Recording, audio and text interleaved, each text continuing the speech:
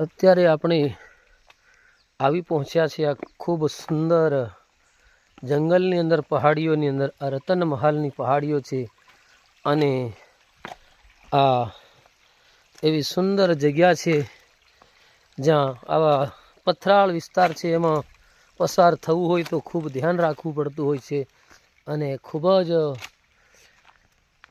ધ્યાન રાખી અને આપણે એમાંથી પસાર થવું પડતું હોય છે. આવા ગીચ જંગલોની વચ્ચે પગપાળા અમે પસાર થઈ રહ્યા છીએ ત્યારે અમે આપને બતાવવા કોશિશ કરી રહ્યા છીએ. આ રતનમહાલના ગીચ જંગલો છે અને આ ગીચ જંગલોને આપણે જાણીએ, એનો ઇતિહાસ જાણીએ અને એને આપણે સમજીએ. ખૂબ સુંદર નજારો છે અને અમે જે છોડને ખોળવા માટે નીકળ્યા હતા એ છોડ અમને અહીં મળી ગયો છે, જેને સતાવરીનો છોડ કહેવામાં આવે છે.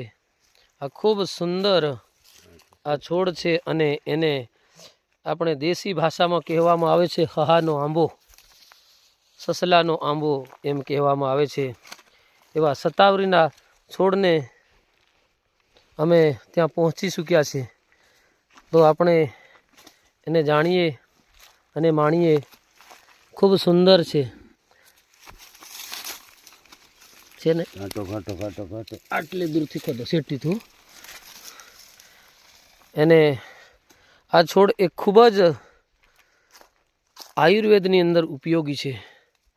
જે લોકોને પુરુષત્વ ના હોય, વંધ્યત્વ જેવું હોય, એની અંદર ઉપયોગી થતો એક આ આયુર્વેદિક છોડ છે અને